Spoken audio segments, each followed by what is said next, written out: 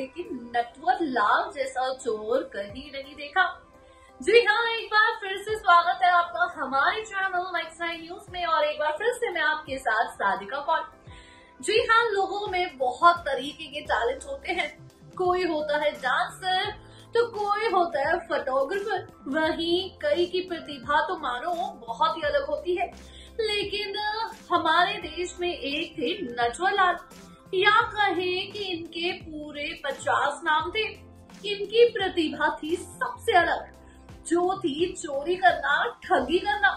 जी हाँ, इतिहास के पन्नों पर अपना नाम छपाने वाले नटवर लाल। आप अगर इनके किस्से सुनेंगे और जानेंगे कि आखिर इन्होंने ताजमहल ही बेच दिया था। कोई आम व्यक्ति कैसे हमारे भारत की प्रतिभा धरोहर को बेच सकता है। लेकिन भाई नटवर लाल तो थे भाई इतने बड़े ठगी कि वो कुछ भी कर सकते थे। यहाँ तक कि नटवर लाल ने रेड फोर्ट और वहीं दूसरी तरफ राष्ट्रपति भवन भी बेच दिया था। राष्ट्रपति भवन तो मानो संसद में बैठे थे सारे लोग और तभी बेच दिया। तो जानिए कौन थे नटवर लाल और उनकी कहानी। नटवर लाल का नाम कौन नहीं जानता। नटवर लाल ने अपने जीवन में इतनी चोरी और जालसाजी को अंजाम दिया है कि आज उनका नाम ठगी और चोरी का प्रतीक बन चुका है। कई सारे लोगों के अंदर विभिन्न प्रतिभाएं होती है।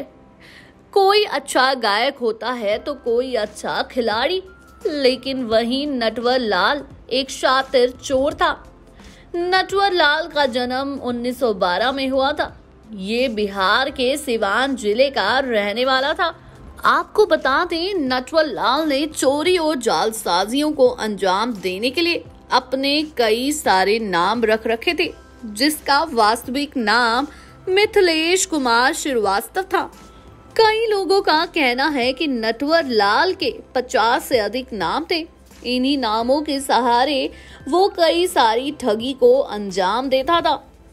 वहीं नटवर लाल ने चोरी की शुरुआत 1000 रुपए से की थी। वो हस्ताक्षर करने में माहिर था। नटवर लाल किसी भी व्यक्ति का हूबहू हस्ताक्षर कर सकता था। वहीं आपको बता दें, उसने 1000 रुपए पड़ोसी के नकली हस्ताक्षर करके उसके बैंक से निकाले थे। पढ़ाई लिखाई करने के बाद वो वकील बन गया। वकील का पेशा उसे पसंद नहीं आया। उसके बाद उसने जालसाजी और ठगी का रास्ता अपनाया। बता दें, नटवर लाल ने कई लोगों से लाखों रुपए की ठगी की। वो फरार होने में भी काफी माहिर इंसान था। पुलिस की पकड़ में आने के बाद वो फरार हो जाता था और कोई उसको नहीं ढूंढ पाता था। वहीं नटवर लाल काम चलाओ अंग्रेजी बोल लेता था। बता दें, नटवर लाल रंगबाज इंसान था। उसकी लपटी चपटी बातें किसी को भी अपनी गिरफ्त में ले सकती थी। कई बड़े व्यापारियों को उसने चूना लगाया था। आप यकीन नहीं करेंगे, लेकिन ये बात सच है कि नटवर लाल ने कई मर्तबा ताजमहल और लाल किले को बेचा था। उसने इन्हें बाहर से आए विदेशियों को बेचा था। जी हाँ, उसकी ठगी की कोई सीमा नहीं थी। यहाँ तक कि उसने भारत के राष्ट्रपति भवन को भी बेच दिया था। जी हाँ, आप हैरान रह गए होंगे। ये सब उसने राष्ट्रपति के फर्जी हस्ताक्षर करके किया था। अपने शुरुआती दिनों में नटवर लाल ने वकील के साथ साथ पटवारी की नौकरी भी की थी। नटवर का मन इन नौकरियों में नहीं लगा। वो तो कुछ और ही उद्देश्य के लिए हुए थे। जी हाँ, नटवर लाल अपने जीवन काल में कई बार पुलिस द्वारा पकड़ा गया और कई बार वो फरार भी हुआ। वहीं नटवर लाल पर धोखाधड़ी और जालसाजी के 8 राज्यों में कुल 100 से ज्यादा मुकदमे चले। 70, 80 और 90 के दशक में इसका नाम पूरे भारत में लोकप्रिय हुआ। इसने इस दौरान कई बड़े व्यापारियों को अपना निशाना बनाया। नटवर लाल के इन्हीं करतूतों की वजह से उसको 111 साल की सजा दी गई। इसके बावजूद वो कई मर्तबा फरार हुआ। बता दें, 2004 में नटवर लाल का नाम अंतिम बार आया था। इस दौरान एक वकील ने बताया कि नटवर लाल ने अपनी वसीयतनामा उसको दे दी है। नटवर लाल की मृत्यु कब और कैसे हुई, ये अब तक स्पष्ट नहीं हो पाया। कई लोगों का कहना है कि उसकी मृत्यु 2009 में हुई थी। वहीं उनके परिजनों का दावा है कि नटवर लाल की मृत्यु 1996 में ही हो गई थी। बता दें, ठगी में नटवर लाल इतने शातिर था कि उसने 3 बार तो ताजमहल, 2 बार लाल किला, 1 बार राष्ट्रपति भवन और 1 बार संसद भवन तक को बेच डाला था। राष्ट्रपति राजेंद्र प्रसाद के फर्जी साइन करके नटवर लाल ने संसद को बेच दिया था। जिस समय संसद को बेचा था उस समय सारे सांसद वही मौजूद थे। कहते हैं कि नटवर लाल ने 52 नाम थे, इनमें से एक नाम नटवर लाल था। सरकारी कर्मचारी का भेष धरकर नटवर लाल ने विदेशियों को ये सारे स्मारक बेचे थे।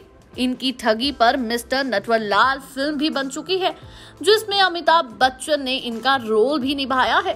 ठगी के सारे पैसे कमाने के बाद एक बार नटवर लाल 3 कार के काफिलों के साथ अपने गांव बंगरा गया।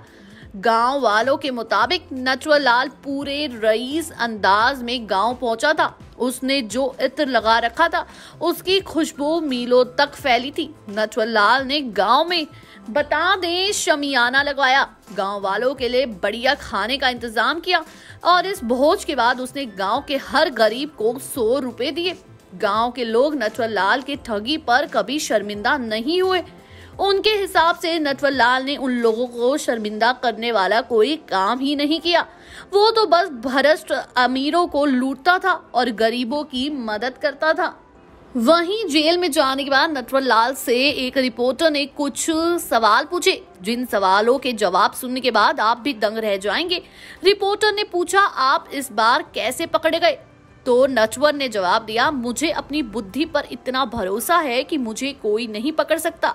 ये तो परमपिता परमेश्वर की मर्जी है जो मैं आज इन लोगों के हथकंडे चढ़ गया।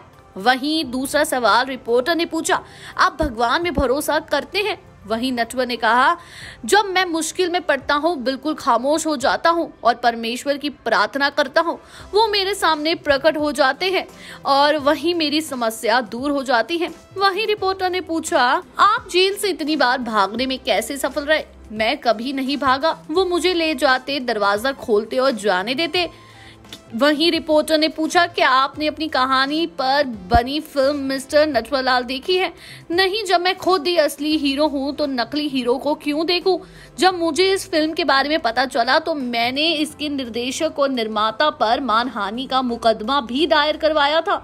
बताओ जरा, एक चोर कैसे इतनी हिम्मत करके अपनी बनी फिल्म पर केस भी दर्ज करवा सकता है? वहीं आपको बता दें, कोई नहीं जानता इनकी मृत्यु 1996 में हुई या फिर 2009 में।